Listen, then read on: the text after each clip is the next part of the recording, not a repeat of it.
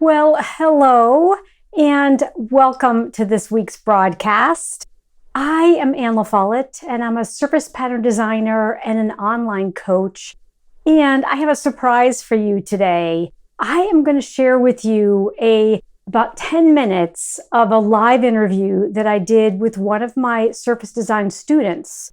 It's artist Sher Hudson, and her work is absolutely beautiful. She is a multi-passionate creative, like many of us, and I think you're really going to enjoy this interview. So I did it on Facebook Live inside my private community that's called Anne's Art Club. So if you want to watch the whole thing, please actually enroll in my free mini course that's called From Doodles to Dollars, because the mini course, which is free, will help you turn a little sketch or a doodle into a repeating pattern. And Sher is going to show you some of the work that she created in the mini course. It starts on October 5th, but we are warming up right now, and every Friday during the month of September and in early October, every Friday at 10 a.m., I have a student spotlight. So there are already a whole bunch of them that are inside Anne's Art Club waiting for you. But let's jump in to Sher's interview now, and please bear with the sound quality and also the video quality. It was all done live inside my private Facebook community, Anne's Art Club, so it's not as polished as these videos usually are, but that's really not important. What's most important is that you just lean into learning about Sher, looking at her gorgeous work, and hearing her story. So here she is. Hello, everyone. I am incredibly excited to do a live interview today with artist and service designer Sher Hudson. I am going to bring you on right next to me so that everyone can see us. We are now side by side, so you can wave at everyone. Welcome, welcome, welcome, Sher. Thank you so much for joining us here today. I'm incredibly excited to have you. Well, thank you so much, Anne, for having me. I'm excited. So let's get started with you telling us, where are you coming to us from? Where are you in the world? I am in central Kentucky. All right. And so what's the biggest, sort of the closest, biggest town to where you are? Lexington, Kentucky. Lexington, Kentucky. Okay. So I'm sort of familiar with that. I have never been to Kentucky, but I know a little bit about where that is. Now, have you always lived there or have you moved there? Well, I was born and raised here, but then I was in the military, so we lived all over, and then I came back here about 10 years ago. I'm surrounded by horse farms. It's beautiful here. Oh, I'm sure it's gorgeous. Tell us a little bit about your background, Sher, and sort of, when did you start this creative path? Let's start there. Did it start early? Did it start late, like me, or early, or somewhere in between? Well, I've always been creative and curious. I think those two go really good together. Yes. All my life I've been creative. I used to sew and do a lot of needlework. I made clothes for my kids when they were young, lots of dresses. I made all their Halloween costumes and even a prom dress or two. And I did a lot of embroidery when they were real little. That was my therapy. While they would play, I would sit and stitch. I did stained glass for a while. I have some of that to show you. Yeah, please do. Oh my gosh. Can you see this? Yes, it's beautiful. A candle holder and these little chairs. I made a lot of those. The little chair is adorable. It's matching your shirt also. Color. Well, can you tell I like that color? Yes, that's a beautiful color. That's a beautiful color. So I did stained glass for a while. I don't really have much time to do it now, but I still love it. Yeah. But one funny way that creativity showed up in my life was through drawing house plans. I can't just sit and watch TV without doing something, so I would grab pencil and paper and I would just sketch out house plans, and I still do this. How fun! So tell us more, like, well, what does that actually look like? Is that like, where does the kitchen go versus is it an overview plan, or tell us more about that? Yeah, it's an overview. My dad was a draftsman, so I kind of learned drafting by watching him. Yeah. And if I had it to do over again, I would probably go back and study architecture. I just love it so much. But what's really funny is when I'm drawing a house plan in my mind, I see it finished and I'm walking through it. And I'm like, the door should open this way, or a counter should go there. If there's an ideal in my head, I just feel really restless or unsettled until I can work that out. Yeah. Get it out of my mind and onto paper. And I do that with my pattern designs and everything. I'm learning to embrace that restlessness because I know it's going to lead to something really good. For my whole adult life, I was in a marriage that was not so good to me, but we divorced about 7 years ago. And so now I have the luxury and the freedom to just follow the curiosity and the creativity and see where it takes me. And I'm loving it. Oh my goodness, I'm so incredibly happy to hear that. And so tell us about how did we find each other originally? Did you come into my community last year? Your Doodles to Dollars popped up on my Facebook and I jumped in. Yeah. I already knew Illustrator, so good. It was a really good fit for me. And I learned so many tips and tricks from you on Illustrator that I didn't know but I loved it. Well, what's fun about Illustrator is that even, many people come into From Doodles to Dollars and they've never opened the program before. And so I make sure that I am very aware of that. And so I provide step-by-step guidance to ensure that everyone, no matter whether they are familiar with the program or not, can be successful in creating their first repeating pattern. But I love the fact that you and many other students who have used Illustrator before still learn new tricks, right? Yeah, because it's such an incredibly powerful program that you can continue learning in it forever. Mm-hmm. And then you took the leap and decided to join us and invest in my 8-week paid program, the Pattern Design Academy. Ma'am. And so tell us about that. I really connected with your story, Anne, about having to start over and recreate yourself, because I feel like I've done that. Yeah. During your program, I lost my job. I don't think I told you all that while we were in your academy. Wow. So I thought, what am I going to do? What am I going to do? And my first thought is, I got to finish Anne's course and then I'll figure it out. Yeah, because, listen, you are not alone. So tell us about all the different ways in which you actually get your artwork out into the world, and a little bit about what does your business look like? Well, let me back up a little bit. Sure. So after my divorce, and I sought healing, and I learned that we heal from the inside out and in layers. And it was so surprising to me, level or layer of healing. It came with this huge release of creativity.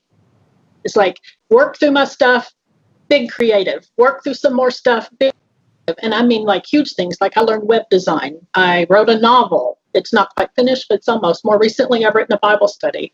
I set my stained glass studio back up and I started painting. I'd never painted before and I fell in love with it. And now I teach paint parties. I learned Adobe InDesign, Illustrator, and Photoshop. And I fell in love with vector graphics. And then I learned surface pattern design. So I feel like I am all over the place. I have trying to pull everything into my website with links to all the other things. Perfect. I've got my patterns out on Spoonflower and Redbubble and Zazzle. I've got an Etsy shop for some of the graphics. I don't have my swatches on there yet, but I plan to add those. I do the paint parties mostly through Facebook. But I feel like I'm all over the place, and my next step is to try to regroup and figure out the path on that. Yeah, but let's spend a little bit of time in that, how art helps the healing process. Yes. Because I think that we're living in crazy times right now, and we all need to, or I really believe that art can help us get through this crazy time. Yes. So you tell us just a little bit about that journey and how, as you kind of explored your healing process, how you had each one of these spurts of creativity. Well, it was just surprising to me. I didn't expect it, but now as I work through stuff, I get excited towards the end because I know what's coming, and I anticipate, what's this one going to be?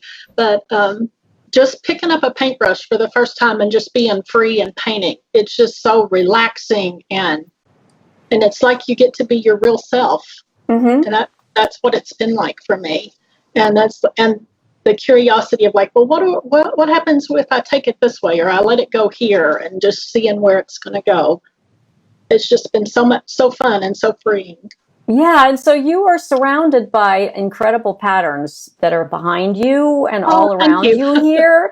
And so tell us just a little bit about, how do those come to you, the designs come to you? Tell us a little bit about that journey. I'm a bit different than you. I don't doodle so much. I usually draw right in Illustrator. just because I'm familiar with Illustrator. Yep. But these little chickens were one of my first designs, and I just thought they were cute and fell in love with them, and I love playing with the colors.